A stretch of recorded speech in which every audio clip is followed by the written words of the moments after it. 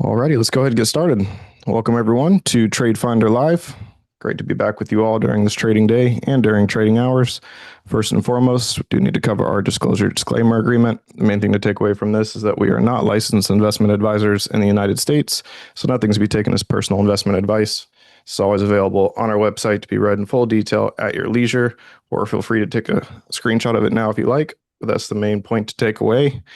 Other than that, now we have the Apple iPhone 7 on the horizon. We have the September Fed meeting looming out there, and we also have the market looking towards this week's PPI and CPI reports and the implications thereafter. So lots of exciting topics to get into for this session. Let's go ahead and kick it off. Rob, you there? I am. Hey, everyone. Welcome to TradeFinder Live on this Tuesday afternoon. There is lots to talk about, and not always do I find the financial networks interesting. As I've joked about before, I normally leave it on mute because I just feel like there's too many ulterior motives being talked about, people coming on talking about their book, etc. But when we're talking about the potential September meeting, it is a big one if the Fed officially changes their stance and does cut rates.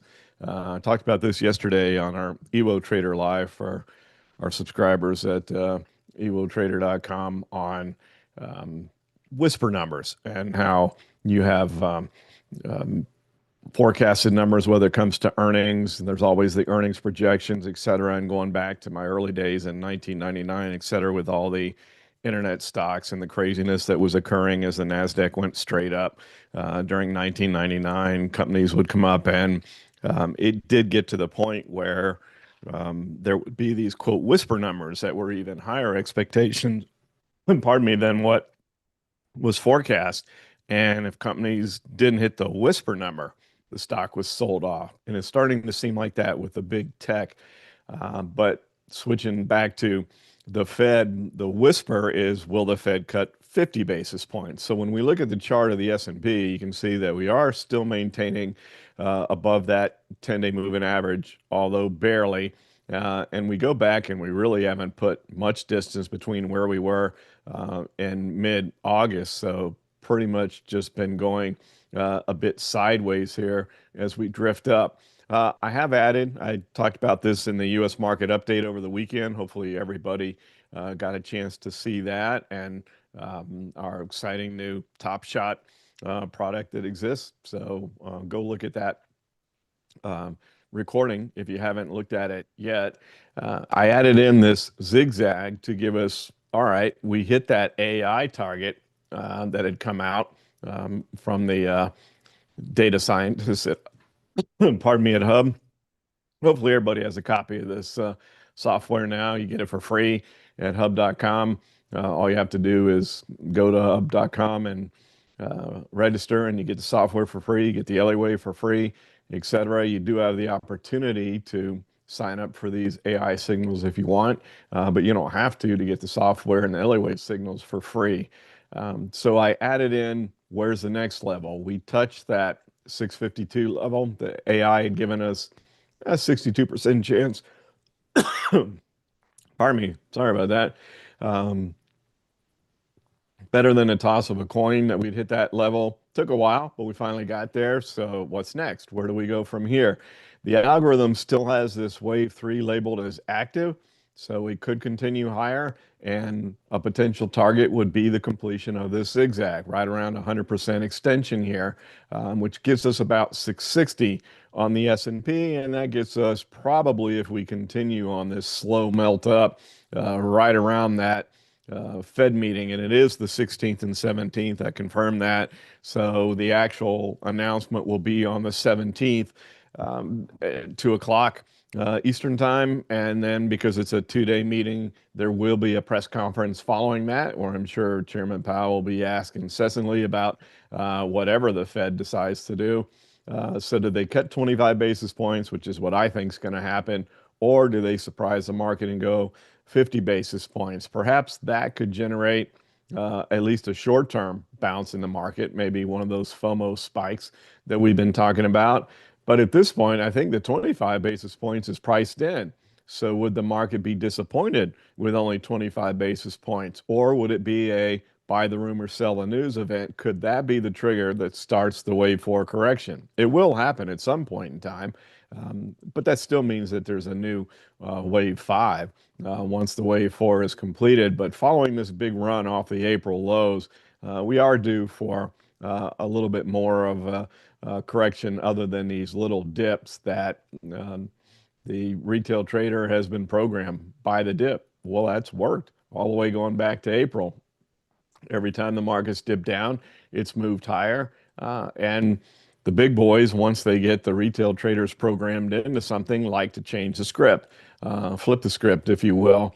And there will be a point where the dip doesn't get immediately bought into and continues down a little bit. So that's where we are. Potential melt up. I would be very cautious around that September 17th meeting. First of all, on whether they go 25 or 50 basis points. And boy, if they didn't do anything, I think we get a really big down day. I don't expect that to happen. I think 25 basis points is coming, and they're going to talk about how the labor market has shown enough weakness to change policy. That's what Chairman Powell alluded to during the Jackson Hole summit, that they were prepared to do that. But then the question comes in, is the administration right? Are they late? Because the jobs market is weakening and weakening significantly, even as inflation holds in. But there was a Fed governor, I believe it was yesterday, it could have been on Friday, that came out and said, yeah, the inflation numbers are a little higher than we'd like, but they're not showing any sort of ascent that would worry us.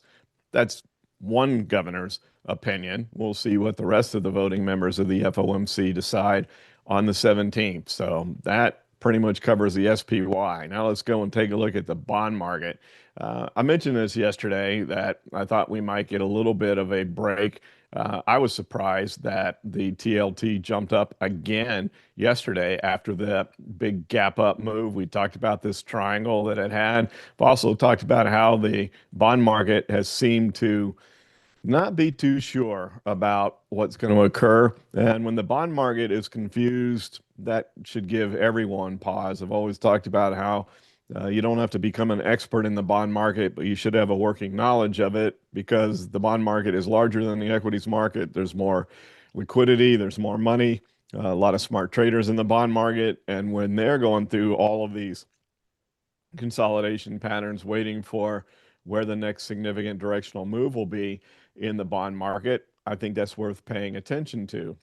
Now, we are getting a new labeling following this triangle pattern here, and we had four of them that came after that last wave five pattern moved to the downside. We did all the LA wave rules as TLT came down to 100%, moved back up to that previous four. But other than these spikes that are the breakouts from these triangles, they were immediately met with more consolidation, and then we're breaking out again. A little bit of a pause today. I thought we might have seen that yesterday, but it's coming today with prices going up. And a quick reminder for those of you that may be new, TLT is prices on the 20-year. Yields and rates move in the opposite direction. So if you're seeing prices move up, that means yields and rates are moving down.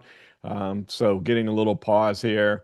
This is too vertical, too fast. So maybe the bond market consolidates here as it processes what may happen on September 17th. I know a lot of you like the TNX, so we show that, and you're seeing that on the shorter end of the curve, rates are continuing down, moving lower. So we're not seeing too much of a steepening of the yield curve. It's pretty much rates are lower across the entire curve. At some point in time, if the economy is hanging in there or starts to gain strength. Right now, we show that macro chart. I showed it in the U.S. market update over the weekend where expansion is still leading. Contraction actually pulled back a little bit. So some areas of the market that were contracting actually fell down a little bit. And that's even as the job market continues to weaken. So the economy is okay. So you can imagine why we've been moving up in the equities market. If the economy is okay, yes, weakening in the jobs market, but if we are going to get a rate cut, that could be very positive for equities. But I just again wonder how much of that is already priced in when we go back to the SPY on this big, huge move that we've had since that April tariff tantrum bottom that we saw. One other quick reminder is the TNX does show rates on the 10-year. So TLT shows prices on the 20-year, TNX shows rates on the 10-year. And with this big move down in rates, once again, I think maybe the bond market goes on pause again, at least until we move into that September Fed meeting, and then perhaps we see a more definitive move coming out of the bond market. The dollar is hanging in there relatively well so far. Even as rates have come down, it hasn't significantly hurt the dollar yet. But if the Fed officially cuts rates, could that be something that breaks this support level around 97 and a half?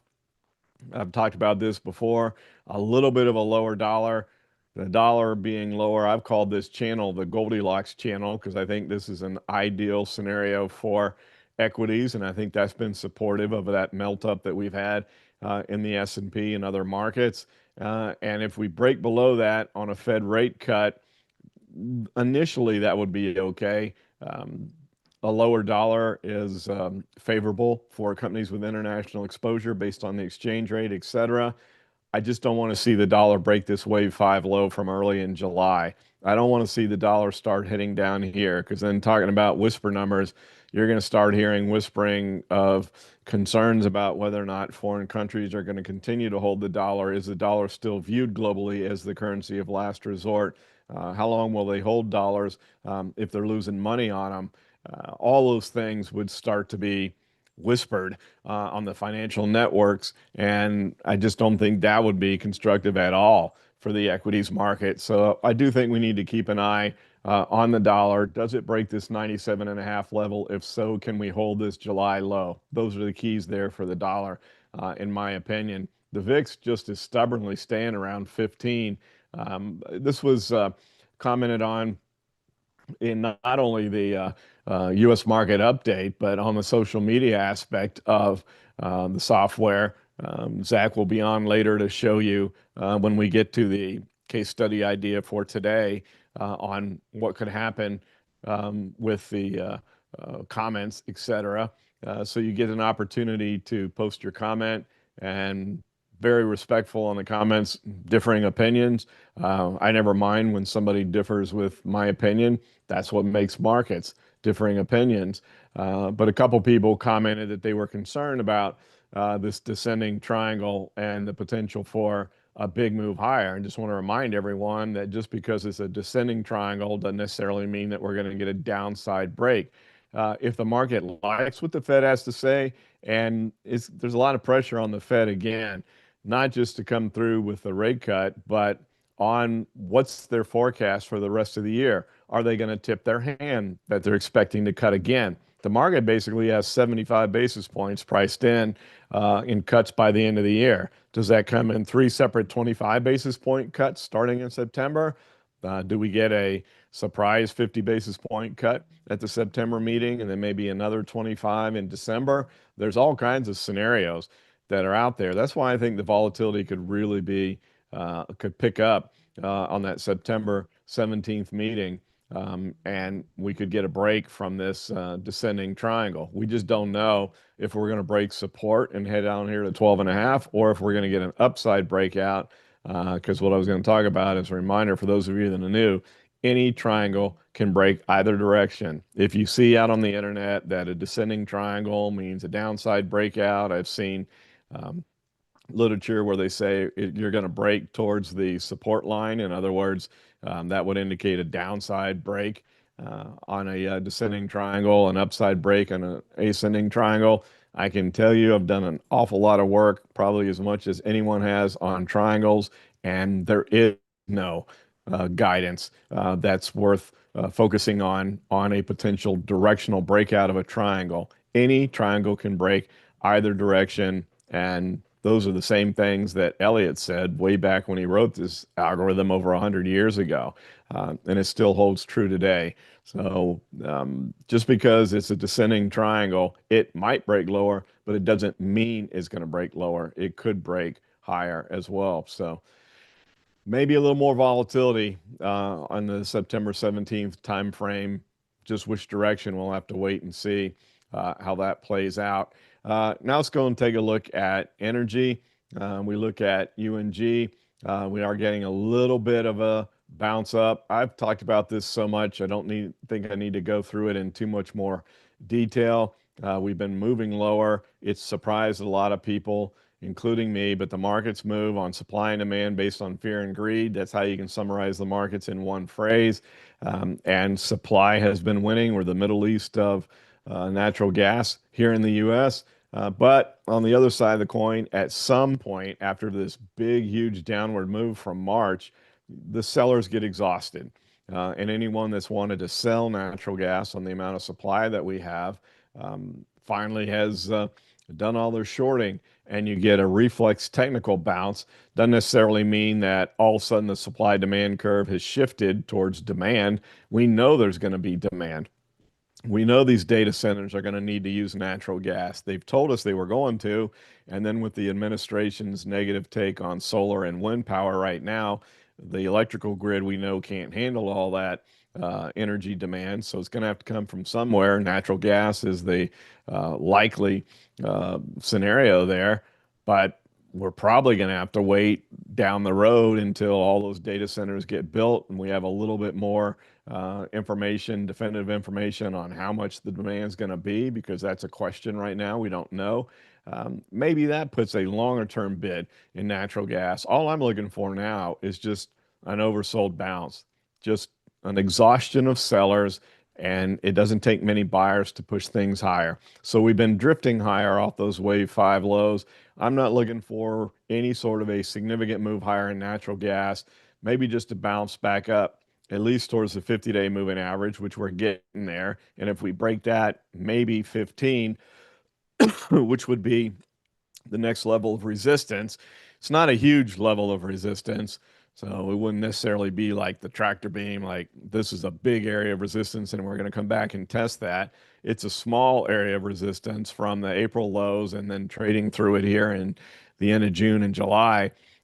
So even a move up there, I think would be considered weak. I just feel like we're getting a little bit of a oversold reflex here, and that's it. That's all we're looking for. And we have an alert on that in the speculative portfolio at Evo Trader, just because it doesn't really follow any of the technical rules. It's just something that occurs in the markets. And when you've been around the markets as long as I have, you notice things, and you can take advantage of those things that are on the shorter end of things. Taking a look at USO, we're kind of trending back up towards that 75 level. We have a pretty nice triangle on USO. It's not the greatest. Pretty good here on the lower highs, but the big gap there I don't like on the lower trend line of the higher lows. I would have preferred a couple of touches of that line there to have a more classic formation of the triangle, but nonetheless, it is a triangle. Looked like we were going to sneak to the downside. Talked about this in U.S. market update over the weekend. We need a follow through, a confirmation day. We didn't get it. And so here we come right back up to the point of the triangle. And as a reminder, triangles break out 3 primary ways. They break out, they test the breakout, and then they continue in that direction. They just take off and run. Or the third one is you get a false breakout where you get the head fake, where it looks like we're going to break one direction, but the actual big move is the other way. We still don't know which of those scenarios is going to take place. We know it didn't break down and confirm the downward breakout and take off. So at this point in time, it could move lower following the breakout and test scenario, or it could move higher following a false breakout scenario. So we still don't know what direction USO is going to go. So we just need to keep an eye on that, watch that, and see where things may break out from USO. I've talked about this a lot as well. I know I repeat myself a lot. A lot of the things that I talk about numerous times are to drive the point home. And the other reason for those of you that are here week in and week out is because we add new people all the time that haven't heard it incessantly like you have. So OPEC is managing their own supply demand curve scenario. Each time we've had a spike up, whatever the reason was, they have increased production. And I was opining if we had gotten follow through to the downside and we broke 70, started heading down towards this next level of support at 60, would OPEC flip the script and actually go to production cuts rather than production increases? So right now, we're right back where we started on oil, pegging around that 75 level. Do we get some sort of a breakout on oil like we did on gold? Holy cow, did we nail this one? I talked about this with GLD. We had this big, huge triangle that formed. We had an alert on this. The target prices that I had drawn here were based on the triangle rules. You measure the width of the mouth of the triangle, and then you go from the point of the triangle, and knowing that it could break either way, you pick your targets based on the mouth of the triangle, the price difference there, and that's where 330 came into the upside and potentially 290 to the downside. We did get the upward breakout. It was pretty clear gold was going to do something, GLD was going to do something. And after the breakout, then we got the AI signal, a 70% chance that we were going to go to 337, which we hit today. So the AI was right again, just like it was right on silver. When we take a look at this, we had that signal going all the way back into the beginning of June that we were going to come up here, 71% chance that we would reach this level right through here. We traded through it for basically a month and a half. We have a pretty uniform, symmetrical, if you will, wave 5 pattern here. And we're continuing up in that fifth wave on silver. We had a small triangle here in the wave 4, starting the wave 5 move, which is kind of normal, commonplace in LA wave rules. But we've gotten into this tap box and we're a little bit vertical here on SLV, not quite as vertical as gold for sure. But in a general sense, silver is being drawn along from what gold is doing. But you know how silver works. It does have that tech aspect to it. A lot of silver being used in the tech sector, computers, etc. And so with the fact that the tech sector has been consolidating or a little bit down, you would expect that SLV wouldn't have quite the vertical move that GLD did, but nonetheless, it did break up. We're still above the 10-day moving average, and this consolidation here, I think, is healthy. But that move in GLD, that's been pretty strong. And if gold consolidates, does some backing and filling, I call it, because once you have one of these vertical moves, what tends to occur is you come back to the 10-day moving average, and that can be done in multiple ways. Sometimes you just break back lower and come back to the 10-day moving average. Other times you go sideways, consolidation, and allow the 10-day moving average to catch up. And then the third scenario is a combination of the two, backing and filling, where you get some back and forth movements here, but in the end, you're consolidating. I think that is likely now in GLD. Once that AI signal came out, I was looking for another entry to trade it past our initial target here around 330 and then look for a move up towards that AI target at 337. But the 1-day consolidation was not enough. I expected a little more sideways before we took off, but the market's going to do what the market's going to do. GLD did what it's going to do, and it just went vertically up all the way to that target. I do think we get some calming now in the metals market and would be very surprised to see any sort of a further move higher without at least some consolidation, backing, filling, etc. In the meantime. I think that is a very likely outcome. As we move to take a look at the crypto space, Ethereum has this triangle. So I'm going to show you Ethereum first. It's been performing better than Bitcoin. And this stair step pattern we had where you have a vertical move, consolidation, vertical consolidation. And in this case, the consolidation has formed a bit of a triangle. It's not very large, so it doesn't necessarily mean there's going to be some massive move in Ethereum, at least as evidenced by the ETHW, which is an ETF on Ethereum. We could see some sort of a breakout move. If we break higher, maybe we get one of these vertical moves for the next step to the upside. But if we break to the downside, we've joked about this when you have one of these stair step patterns, it works great until it's over with and it's almost like an old wooden stair step that was built, the wood's rotted, and the whole stairs come crashing down. That could happen with Ethereum, although I'm not calling for a big crash in Ethereum. If we break to the downside, perhaps we come test this 50-day moving average. We test this level of consolidation that occurred in July and early August. And if we break that, then the next level would be 25 on ETHW. Or perhaps we break higher on the Fed rate cut if that does indeed come. So there's the chart of Ethereum. When you look at Bitcoin, as shown by this BITB, again, another ETF for Bitcoin this time. And a lot of you have mentioned you like IBIT. They're both very liquid in options. So you get the added leverage of having options on the crypto space. IBIT does offer weekly options, BITB does not, but both of them are quite liquid if you're looking for that additional leverage. And the key here for Bitcoin, at least as revealed by the BITB, we have to watch this 60 level.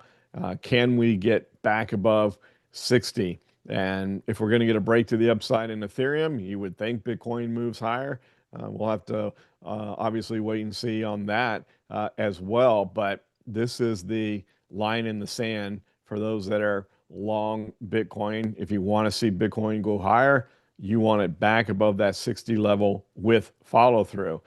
If it doesn't, then we've got a couple levels lower here. The next level of support on BITB would be somewhere in this channel here between the 57.5 and maybe 59 level. And if we were to break that, we could come all the way back down to this previous 4, because if that wave 5 is indeed over with, then you move back to the previous 4.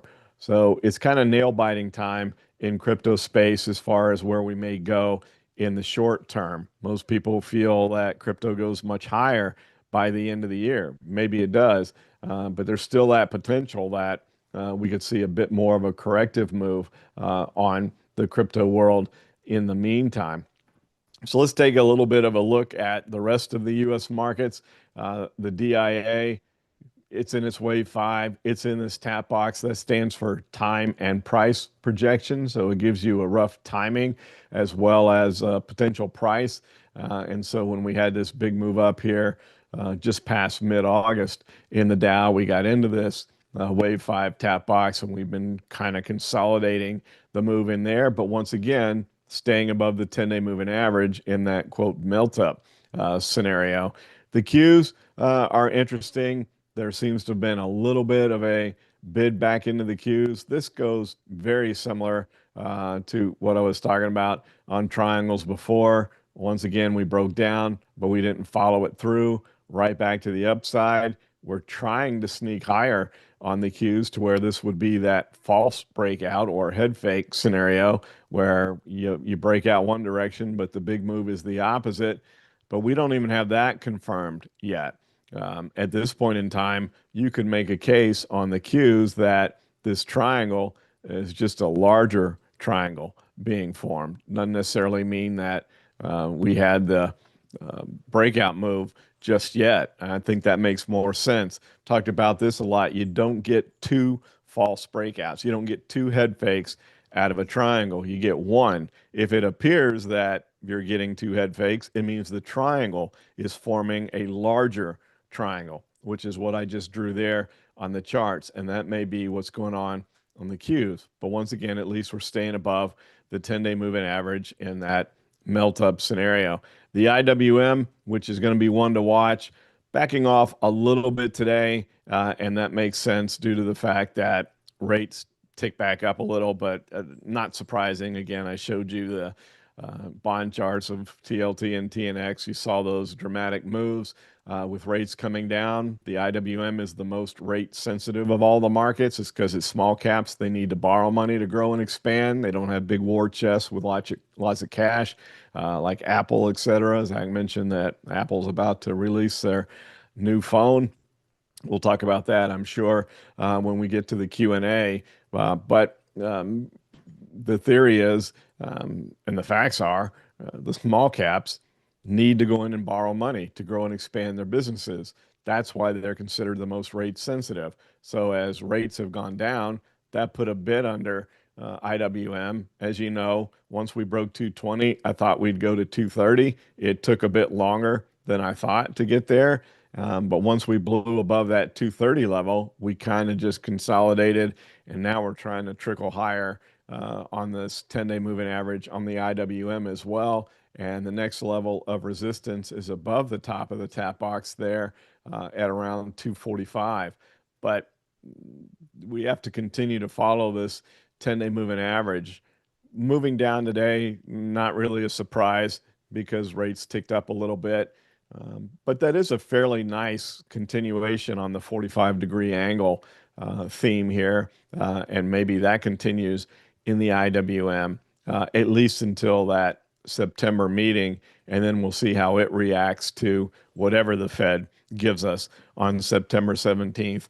Once again, is the fact that the IWM has been moving higher so much, just the anticipation of the cut and the buy the rumor, sell the news certainly applies here as a potential on the IWM for some sort of a corrective move here, following, again, whatever the Fed decides to tell us on the 17th. Let's look around the globe real quick, and then we'll get to the Q&A. Looking at the Aussie market, EWA, taking a look there. I know we have subscribers all over the world, and just kind of sideways consolidation here. We finally got to that 27 level that I thought we would get a lot sooner than we did once we broke 26, but we did finally make it there. Had this triangle, not a very large one, and now 27 is acting as significant resistance. That was the next level. That was where we thought we would go.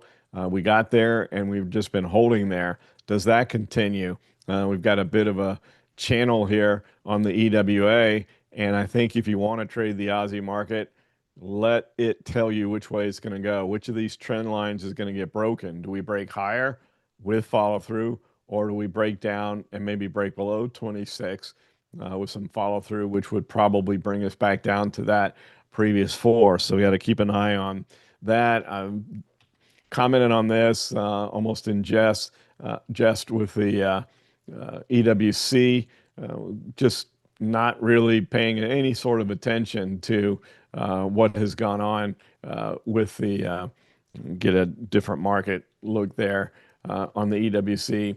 And we'll stay there. That is the New York Stock Exchange. There we go. Instead of the Amex, the chart's a little bit cleaner, as you can see. And we're just marching higher and have been since those April lows. Even with all the tariff rhetoric back and forth, that's what surprised me. That deal hasn't been formally finalized.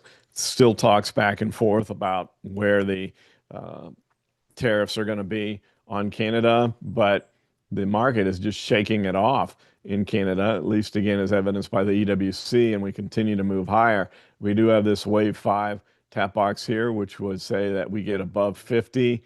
We're in the high 30s, or excuse me, the high 49s now, so it's not that far away to get to that 50 level and get within the tap box.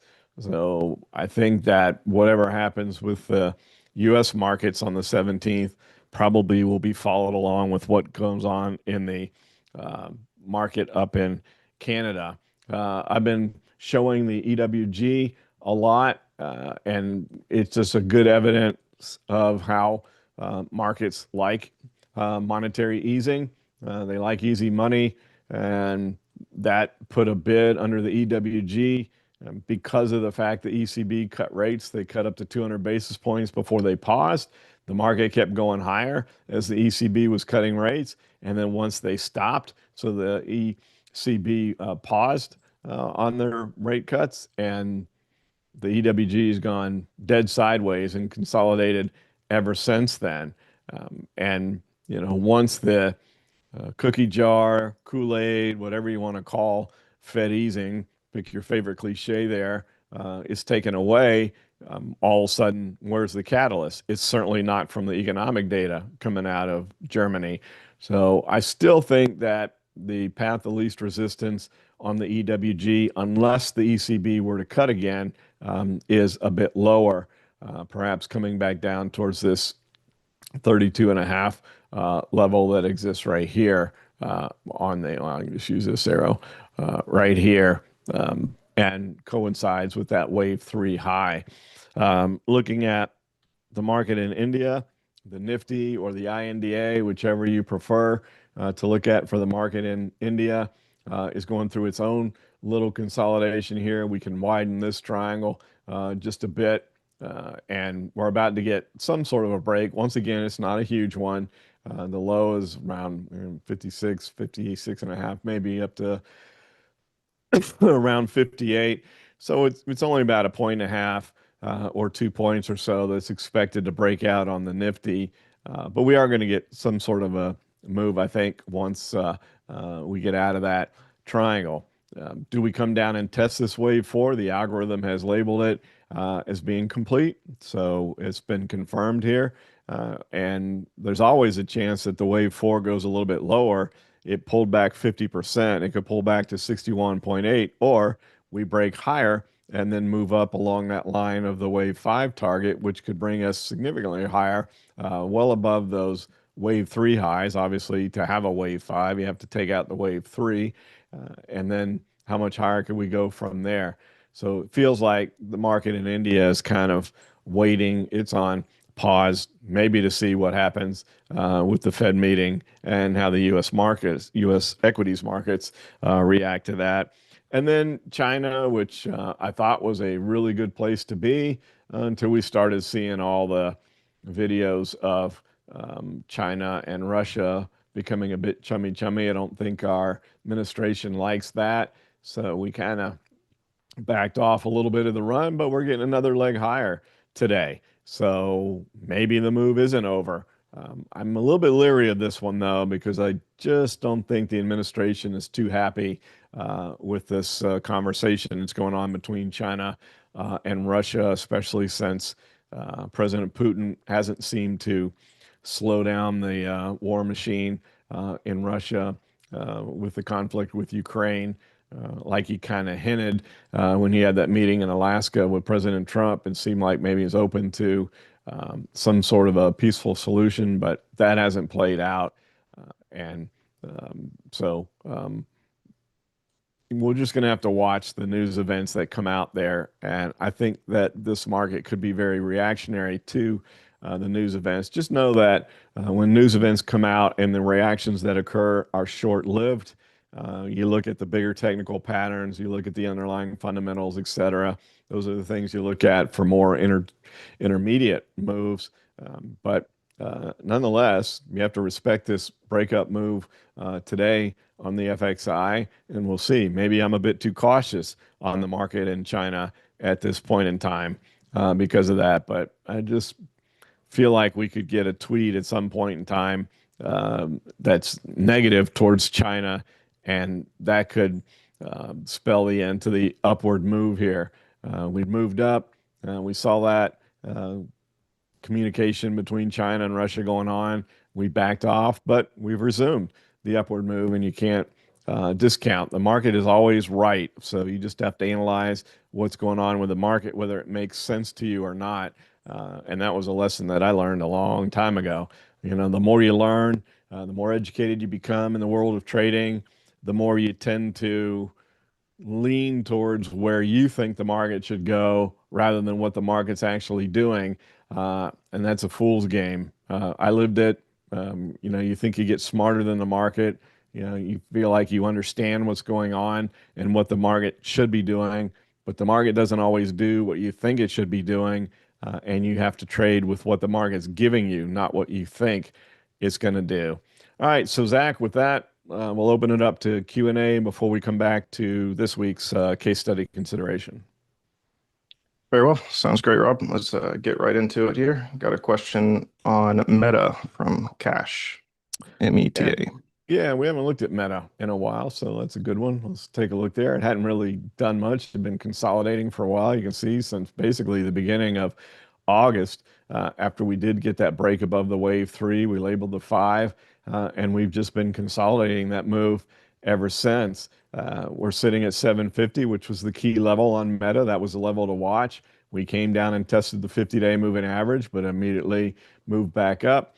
So we're just trading right here at that level. Can we get a bounce higher with some follow through so that wave five extends? We are in the wave five. We're confirmed in the wave five on the algorithm. And could we get up to 850 on Meta? This one's pretty easy from a technical standpoint. If you're long Meta, there's no reason to get out yet unless we break below not just 750 because that 50-day moving average sits right below it. But if we break below the 50-day moving average, then we're probably coming down at least to 700. And if that doesn't hold, because that's where the previous four is, then just below 650, somewhere in that 650 or slightly lower area would be the next expectation. So if you wanted to be very aggressive and go long, if you're not already long, you could make an aggressive move here. The more conservative move would be to wait until that wave five high is taken out. I try to give multiple scenarios when I can, when the charts allow, because we all have different risk tolerances and you have to know what your own are. And so the aggressive move would be you can go ahead and try a long position now, but you know where your stop is, breaking below the 50-day moving average. We tested it here, no follow through, came back up. Or you be more conservative and just say, I'm just going to wait till that wave five gets taken out. And if it does, then I have plenty more room to move to the upside. So just keep an eye, as we've been talking about, on that 750 level on Meta. But that was good to take a look at it. Absolutely. And moving on from there, we have Bud. Can you look at Palantir, PLTR, please? Yeah, Palantir was getting a little bit of a bid this morning. You know what the negatives are on Palantir. It is extremely highly valued. So it's overpriced or overvalued, if you will. And it got a little vertical, just a poster child for the rules we talk about. What goes vertically up, oftentimes comes vertically back down. No security in any time frame gets too far from the 10-day moving average, at least not for long. So we've corrected that, move away from the 10-day moving average. We've corrected the vertical move. We filled the gap. We've done all that stuff. And we've held that 150 level above that A wave high there in this current zigzag. But we've also seemed to be completing the zigzag pattern, which normally means that you retrace the C wave, which could mean a little bit lower on Palantir. But for today, we're breaking higher. So we consolidated this for a month, basically, right here around the 150 level. And we've got the break today. Can we get that follow through or confirmation day tomorrow? I think that's what you need to watch on Palantir. And if throughout the trading day tomorrow it does look like you're going to get some follow through, then you could go long Palantir again, and maybe we at least test this wave five high, if not extend it. But just be leery of one day. It doesn't mean anything. One day doesn't mean a thing unless you happen to have a position there and we're able to take a big gain. We need to see if we get that follow through day tomorrow. Next up, we have Bruce for RZLV. RZLV. Resolve. Okay. Take a look there, and big move. One of the lower dollar stocks here. Getting above 5 is key. Now we'll have to see if it can hold it and if that brings in some institutional money. Gone through this rule so many times as well. You know the significance of the $5 and $10 price level. in stocks. Institutions, i.e., mutual funds, etc., that have aggressive growth as their investment objective can own stocks above $5. Once you get above $10, then any company with growth and income, but if they're more growth minded, not necessarily aggressive growth, just growth minded, they can own stocks at $10 or above. So once you break that five barrier and you bring some institutions into play, does that attract more money into it? We are a little bit overbought, uh, as evidence this morning, where we opened on the low, traded higher, and we're traded back down a little bit, but we gapped up, which I don't like. We've gone a little vertical, which I don't like, and we've got a little bit of separation from the 10-day moving average. So the key is going to be on any backing and filling that occurs here. Do we hold the $5 level? So if you're long this stock, no reason to get out right now. Keep an eye on the $5 level. And if you want to go long, see if you don't get a slightly better entry over the next few days, perhaps even fill in this gap immediately before bouncing higher. But if you're already long, the $5 level kind of is your stop. Um, Maybe just a little bit lower to fill this gap. But we need to get that 10-day moving average back in sync with where the price action is.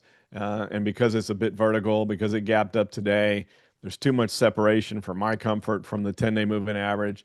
So just keep a close eye on that $5 level. Let's go take a look at volume on this. And you can see that there's some pretty decent volume has come in to the stock since it consolidated at $3 for quite some time.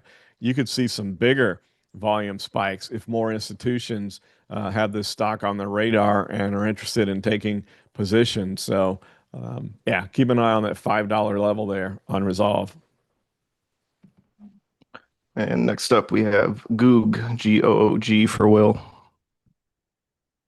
The Goog, my favorite, and they got that good news that regulatory stuff that had been hanging over their head for so long. They aren't going to have to get broken up. That's what created this big gap up. That was, again, a long-standing regulatory issue that had been a cloud over Google's head. That's been resolved. So now, how far can Google go? Once again, gapped up. And then a little too vertical of a move. It's having a nice update today. I would like to see some back in and fill in, maybe come back and test this 230 level, let the 10-day moving average catch up, and then I think maybe you could go long Google. Certainly that has been holding the stock down, and since that's been resolved, we could see this wave three. The algorithm still has it as active, go even higher. We just got to look and see what happens over the next few days. So I'd be cautious over the next few trading days, but once that price action and the 10-day moving average come back into back together, back into congruency, if you will, then perhaps Google can go higher. I am pretty interested in Google myself, based on the fact that that long-standing regulatory issue has been resolved. Very well. Next up, we have Lori. Any chance to look at the fan favorite of AMD? Boy, he was a big fan favorite for a while. Zack remembers that when we used to joke that we couldn't have any one of these kind of events without somebody asking about AMD. And then it got forgotten when all the NVIDIA and Broadcom and all that kind of stuff occurred. We kind of forgot about AMD and it just worked its way down, just kind of drifting down, zigzagging down, multiple zigzags. Gosh, I wonder how many there would be there if you went through and labeled, but several zigzags on the way down. Then we consolidated in this triangle and we took off. Now we're trying to hold 150. That's what we've been talking about on AMD. You got to keep an eye on that 150 level. We did break below the 50-day moving average, but just a bit, which is what I was talking about earlier. And then holding 150. The wave four is still active, so it could go lower, but we basically got down to that 38.2% retracement level. That's what you wanted to see. On this one, I think the more aggressive move and conservative move are a little bit more in sync. Really, even if you want to be aggressive, you don't want to step in until you see it back above the 10-day moving average. So the 10 and the 50-day moving average are converging here at the same spot around 155. Let's let it get it back above that. If you want to be really conservative on AMD, you would want to see it break above 180, break this wave three high. If in some way AMD could do that, then we'd start looking at that big round number and the tractor beam effect of 200. Feels like AMD wants to go there, that it wants to go up to 200, but we have to continue with this bounce, and we're not in the all clear yet. Let's wait, let it get back above both the 10 and 50-day moving averages, and then perhaps you could step in again on AMD. So we still keep an eye on this 150 level because a break below that probably brings us down to this next level of support that I've drawn here. Another cool feature of the software is when you've looked at stocks in the past and you put drawings on there, it remembers them when you bring it back up. So you don't have to go through all the analysis all over again. Try to remember what you were looking at. It's there. It remembers that. And so that 120 level drawn for a while to see if we get a bounce here. Another thing that I like to point out is this is a good indication of one of those three triangle scenarios that I talked about, where you get the false breakout and the move tends to be the opposite direction. That's exactly what happened on AMD. So we got the upside breakout, and that was just a head fake, and the actual breakout move from the triangle was to the downside. But we're trying to hold 150. We need to do that. But on the even short term, let's get it back above the 10 and 50-day moving averages, and then perhaps we can talk about going long AMD again. All right, Raphael's got four symbols here for you, so I'll give you the first two and come back if there's time. First one is LUMN.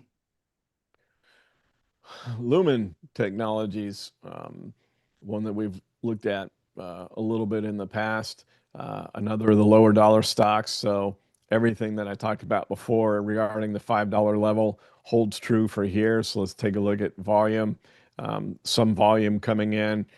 And so same scenario, watch the $5 price level and see if we can hold that. You can see how significant that was going all the way back into February, January, basically, end of January, February area on the $5 price level. We got below it. We've managed to get back above it. The wave three is still active. It could go higher, but let's see if we get follow through. Note that we haven't on the other attempts to break above five. We closed above five, but next day ended lower and then broke back down because no follow through or confirmation day. The shorts jump back in. Now we're back above five again. Can we get some follow through to this move? So I think if you're watching this, you need to keep an eye on that 550 level where that wave three high was. And if we can break above that, we could be off and running on this stock. But it's the whole Missouri thing. You got to show me first. So it's got to actually do it first, but it's getting awfully close. And if we can break above that 550 level, then perhaps we have some legs for follow through, but we're not there yet. Let it do it first. Next symbol is going to be RGTI. We're goody. So, few blasts from the past coming in here. Another interesting one, which kind of goes along with something that I've been seeing over the past couple of years, which is not how things used to be, where you go from one triangle to the next. So here's a case of the descending triangle that gave us an upside breakout. Again, descending triangle does not mean a downside breakout. Perfect example of it right here. And now we're going through another consolidation here. So we broke to the upside. We did get above the 50-day moving average. We're trying to trade above the 10-day moving average today. You've got a decent triangle here right at the $15 price level. So watch that. Whichever way we break from here is going to be likely where our GTI goes for the short to intermediate term. And at this point in time, it could go either way. It could break higher or lower. Just keep an eye on which direction we break from here. I'm going to take a look at the options. We have a cool options feature on the software now. allows you to create strategies. It allows you to run scanners, etc. Um, they're just constantly improving the software at Hub. And I come over here. A lot of you've watched me do this before. I take volume off because I don't really care. Volume is what's occurring on the buying and selling of particular option strikes on that day. And then open interest is how many open contracts exist on a particular option. First thing to look at is liquidity, plenty of liquidity. The open interest column here on both the call side and the put side. So that's pretty strong. That's a weekly. So there's a September monthly. We would come all the way down here. Even the October monthly would be a little bit too fast for a potential move. You'd probably want to go maybe even a step further, maybe down to November. But looking at the October monthly, once again, pretty good liquidity here on both sides, and might be ripe. I have to take a little bit further look at it. The spreads are nice and tight, maybe for a strangle here. Then you have to factor in, because the rule on these triangles to put a strangle on it, as we do when the opportunities arise in the volatility portfolio, is make sure you're going to get like a 10% move out of the stock. That's generally the guideline that allows you to make a nice profit on the strangle. And so we go up here above 17 and a half, come back down, get a little bit better idea. That low's around 14. So about 3.5 point move, and the stock's only trading at $15. So 10% of that would be, you'll be looking for a 1.5 move, but it looks like we're going to get more than that, maybe a 3 to 4 point move, which should be enough to generate a positive gain. Another example of the descending triangle breaking higher. So just showing you all the examples of the rules that we talk about. And then we've consolidated that upward breakout from the descending triangle into a symmetrical one. You can see the convergence of the 10 and 30-day moving averages. The 30-day is the fuchsia colored line. The 50-day moving average is trying to catch up. They're not all exactly the same spot as we've seen in other charts, but they're pretty darn close. So you're going to get about a 3-point move out of this stock. We just have to wait and see which direction that's going to be. And it could be part of the whole FOMO thing at the September Fed meeting. If they do cut, we get a short-term spike higher. Maybe that gives Rigetti an upside breakout. But I think that at least for now, and we can only speculate on what the Fed's going to say, but at least for now, you trade these moves for now on a shorter term basis until we get to that September 17th meeting, because a lot of things could change once the official announcement comes out. But you do have to be happy that we're holding 15, at least for now. So once again, if you're long the stock, no reason to get out. But if we were to start breaking below that 15 level, we could give all that breakout back. We could even come all the way back down here towards that $11 price level at the lower end of this descending triangle. So 15 is key there. Watch how the price action occurs around that $15 price level. I see we're a minute after time. Hood real quick, if you have the time. Yeah, HOOD. Hood was, we talked about that yesterday with the new stocks that were being added into the S&P. Hood was one of them. And it tends to be kind of the kiss of death. You can go back and look at SMCI with what happened there. Of course, then they had all the accounting stuff that came out right after that as well. But you get the big gap up as you have some short covering from people that were short, and then you also have any of the institutions that follow the S&P, ETFs, et cetera, like the SPY, have to buy a stock that's being added into the S&P, and of course those that come out get sold into. So you get the opposite move on the stocks that are coming out.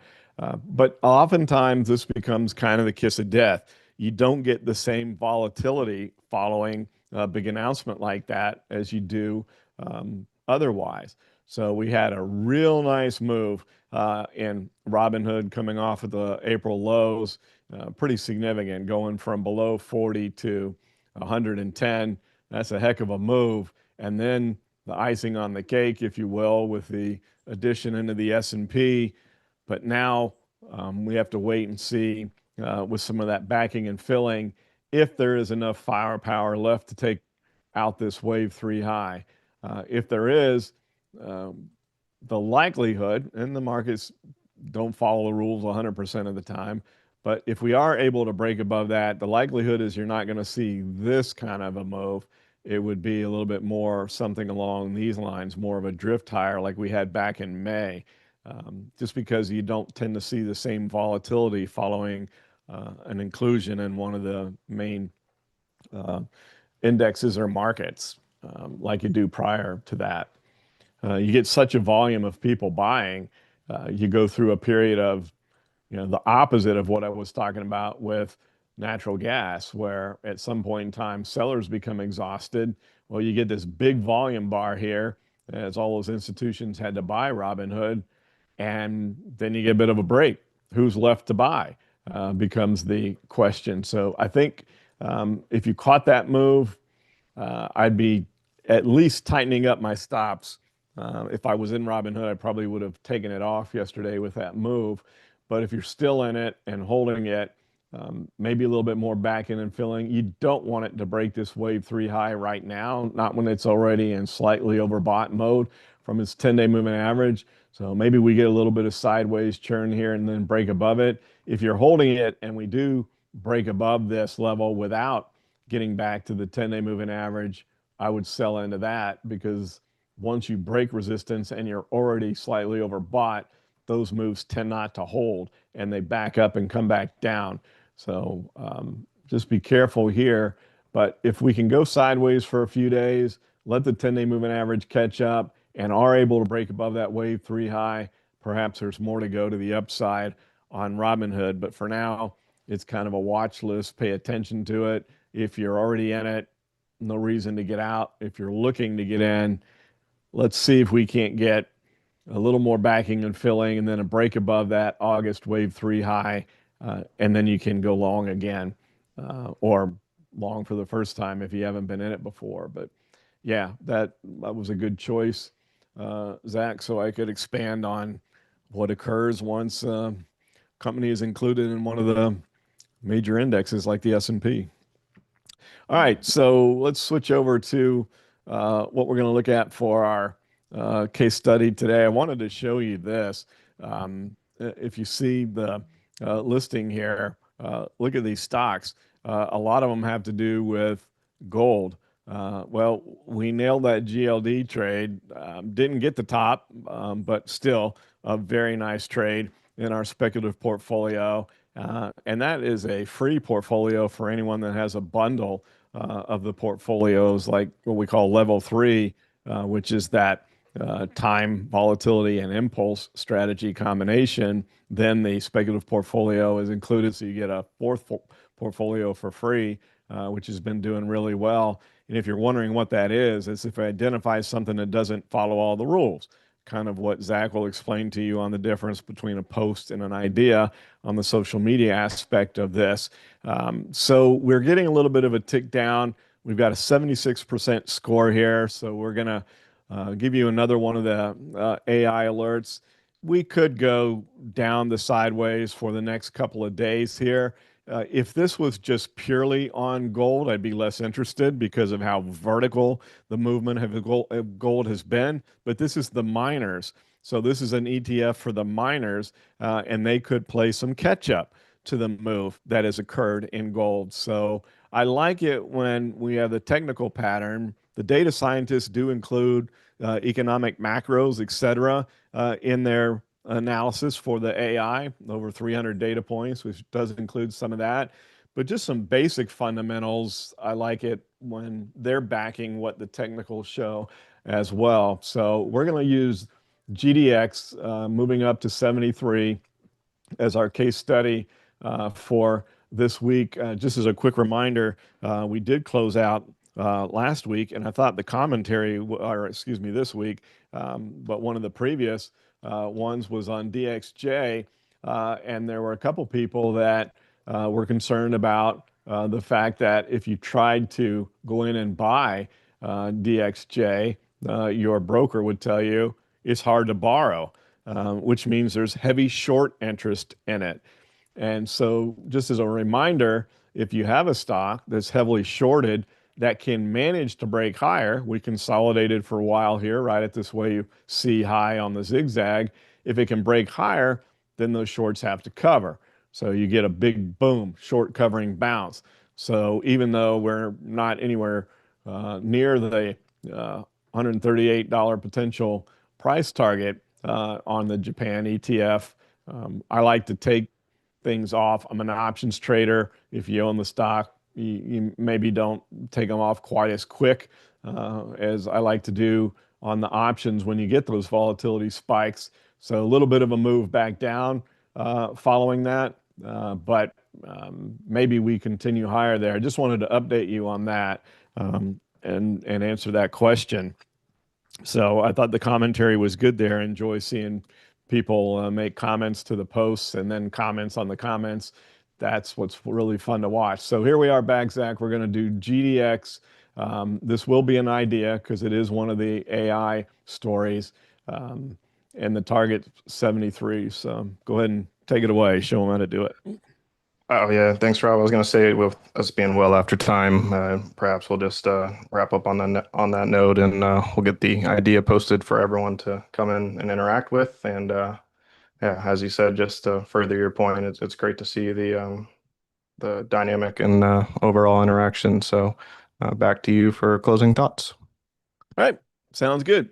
So a post would have been something that we looked at that didn't necessarily follow all the technical rules. But when there is something that follows the rules, it's an actual idea. And you guys can leave your comments. It just could be as simple as you agree or disagree, or you could, further your comments as many of you did on the DXJ, or a few of you did.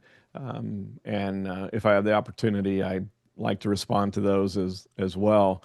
Like the comments on the U.S. market update every weekend. So thanks for taking some of your trading day out with us. We always appreciate you spending your valuable time with us. And we'll just see if that melt up continues in the S&P moving into that September 17th meeting.